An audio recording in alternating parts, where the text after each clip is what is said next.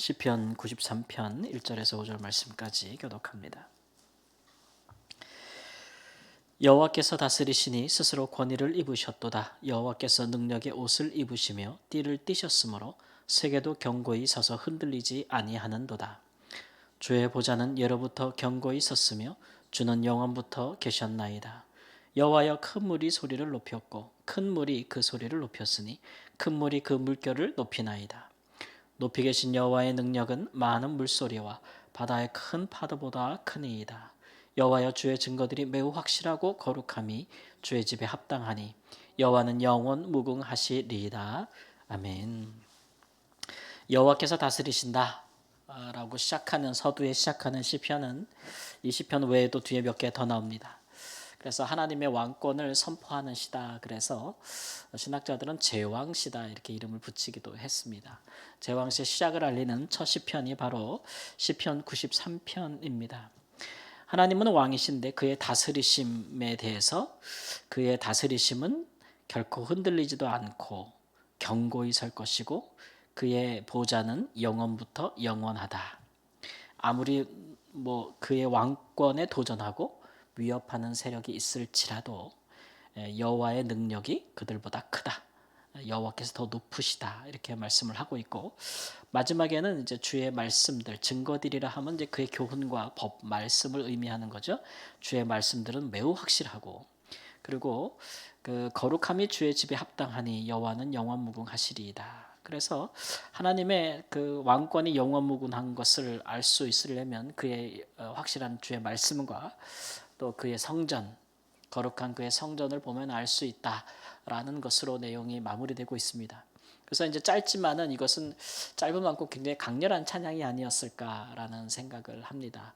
아무래도 그 무슨 왕의 즉위식이나 이럴 때 왕이 즉위할 때 왕을 높이기도 하지만, 그러나 정말 왕은 하나님이시라는 것을 노래하는 용도로 사용되었다라고 추측하는 것도 있지요. 어쨌든 이 하나님께서 다스리신다라는 것이 그 세상의 그 어떤 왕권보다도 견고하고 영원하다라는 것에 대해서 말하기를, 세상의 모든 권력은 다 스스로 가진 바가 아니지 않습니까? 그러니까 사실 누구로부터 그 위임받는 거죠. 위임받는 거 아니겠습니까? 그 통치자들은 자기가 다스리는 것이 영원할 줄 알고, 그런 것들을 우리가 독재라고 하지 않습니까? 권력이 본래 자기 것이 아닌데 자기가 어느 시점에 그 권력을 차지한 거죠. 그렇지만 그 권력을 영원히 유지한 사람은 아무도 없었습니다. 원래 자기 게 아니거든요. 요즘 일어나는 일도 보십시오. 이란이라는 나라는 신정 정치를 한다. 그리고 백성들을 통제하면서 오랫동안 일당 혼자 내가 통치한다라고 하는 나라들과 민족들이 좀 있기는 해도 과연 그들의 권력이 영원히 가겠는가라고 생각하면 참, 그렇게 생각하는 사람들이 참 어리석다. 그렇게 생각하는 순간 그 다음부터 실정을 하기 시작하게 되는 것이겠죠. 얼마 가지 못합니다. 세상의 모든 권력이 그러했고, 근데 이제 하나님의 권력은 누구로부터 받은 것이나 혹은 누구 것을 빼앗은 게 아니란 얘기죠.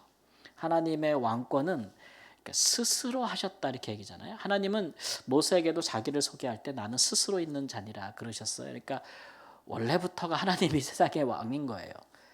다스리시는 하나님께서 세상을 원래부터 다스리셨다. 언제부터 그랬냐 그러면 영원 전부터.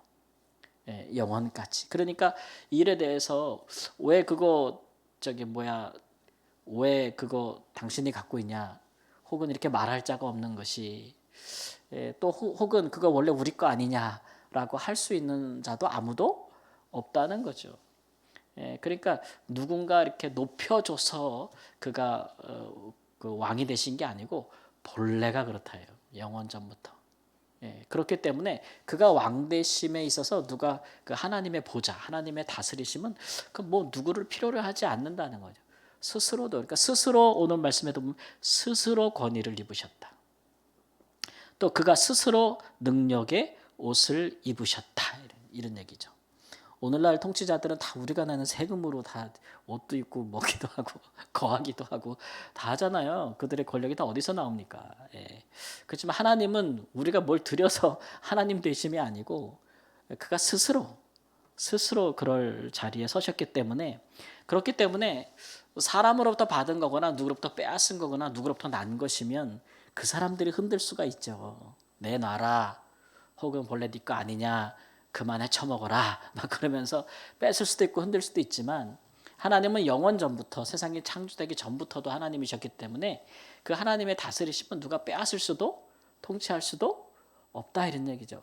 아마도 우리가 창조 때부터 지금까지 인류의 역사의 시간을 우리가 정확히 몇 년인지 알 수는 없으나, 하나님께서 세상과 우주를 창조하시기 이전부터도 그는 하나님이셨고, 이 보이는 모든 세상의 종말이 오고 난 이후에도 영원히 하나님은 다스리시는 분이기 때문에, 그의 사실 우리가 인류가 알고 있는 이 지구상에서의 역사는 그의 영원한 왕권에 비하면 아주 일시적인 순간에 불과할 수도 있다라는 생각이 듭니다.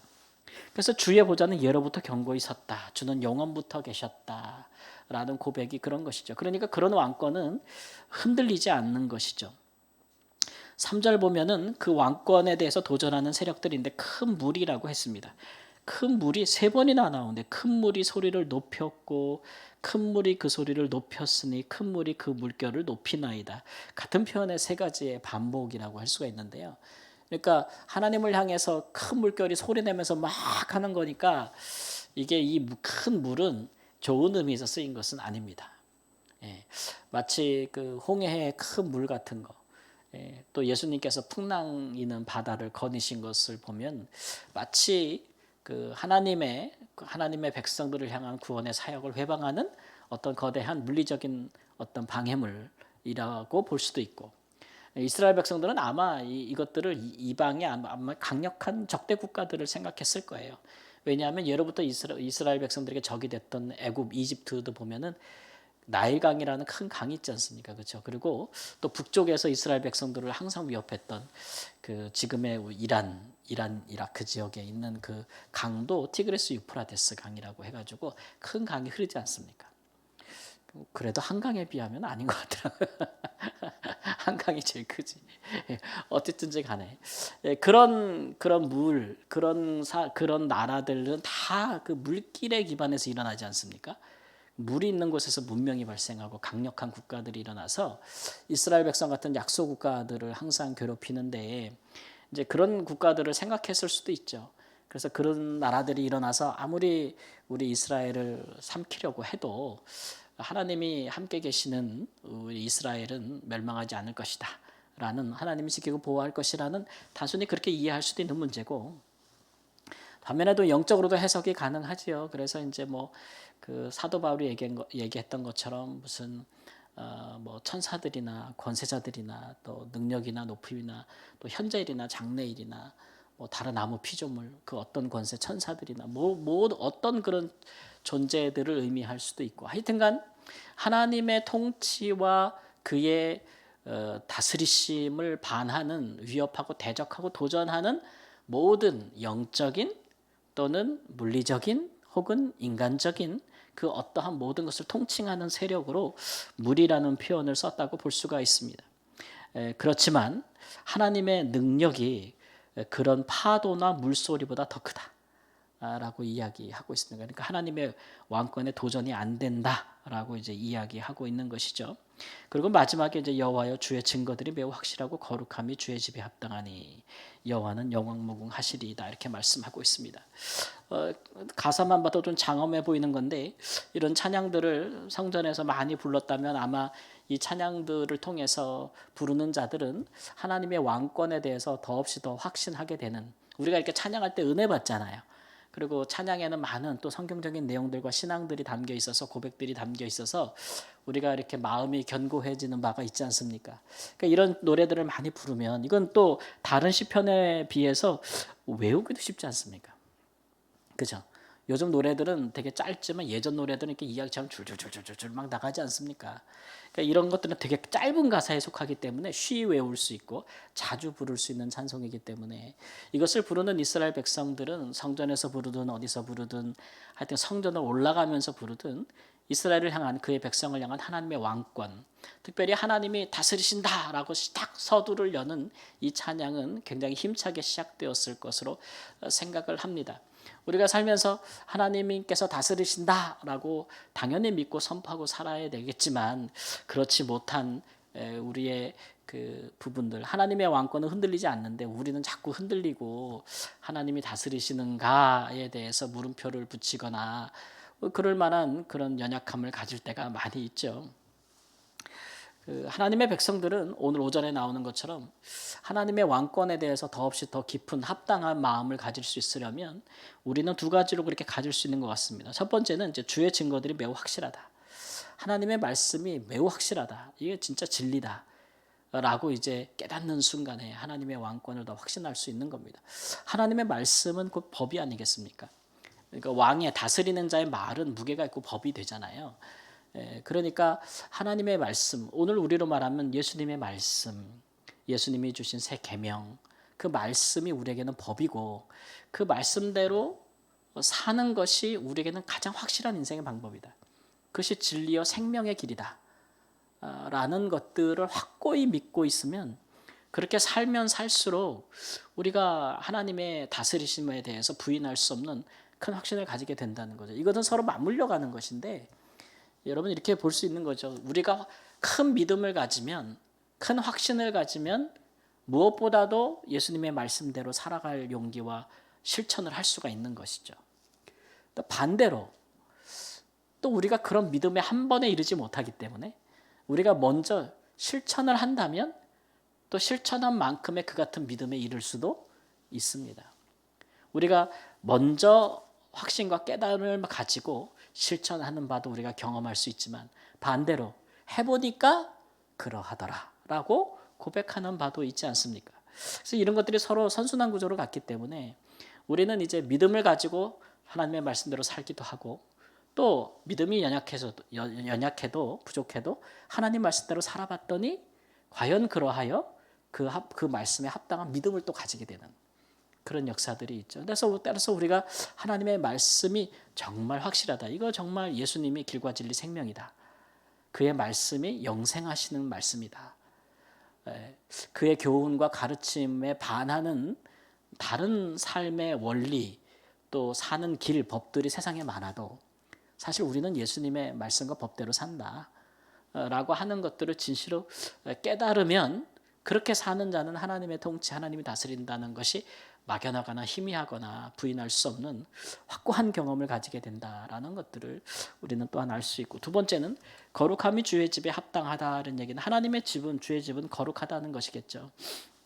예전에는 성전이 거룩하기 위해서 구약이 얼마나 많은 일들을 했습니까? 물로 씻고 피로 바르고 피를 뿌리고 또 그 안에서 종사하는 사람들도 레위인들이나 성전에서 수종드는 사람들, 제사장들 얼마나 스스로 몸을 씻고 물로 깨끗하게 하고 제사를 드리며 피로 속죄하고 그런 일들을 많이 했습니까? 근데 오늘날 성전은 이제 우리 자신이기 때문에 뭐 우리가 여전히 구약의 성전에 대해서 생각하고 있다면 아마 여기 다 피를 발라야 될지도 몰라요. 이 성전이래 다 피 바르고 거룩하게 한다고 교회 들어올 때 저 물 떠놓고 다 씻고 들어오거나 그래야 될지도 몰라. 근데 이제 우리가 성전 아니겠습니까? 우리가 주의 집이다.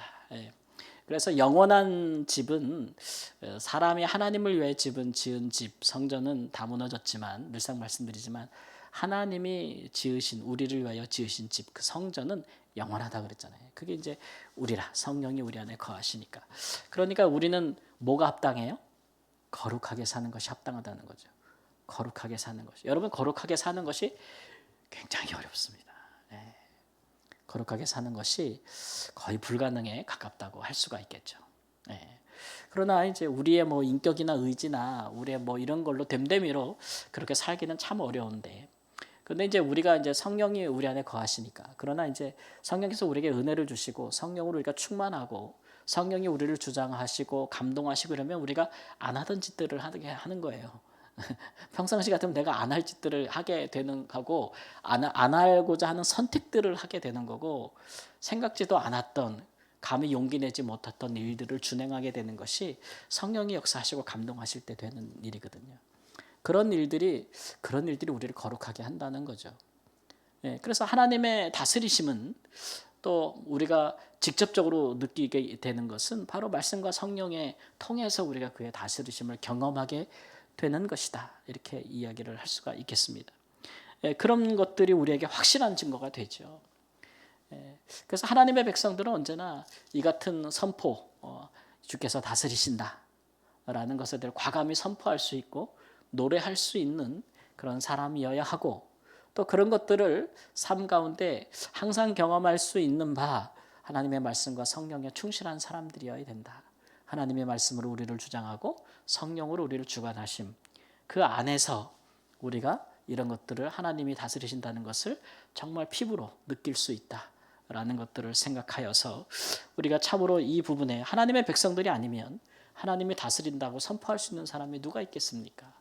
하나님께서 다스리지 아니하는 것은 아니나 사람들이 이것을 깨닫거나 이것을 알 만한 지혜나 지식이 없고 지혜가 없으니 하나님의 구원받은 백성들이 외쳐야 되는 것인데, 우리부터 그렇게 외치고 이야기하고 또 노래하고 선포하고 전하여 주고 그렇게 할 수 있는 그런 시편 저자의 그런 담대한 그 믿음, 또 지식, 거기에까지 우리도 이룰 수 있기를 주님의 이름으로 축원합니다. 아멘.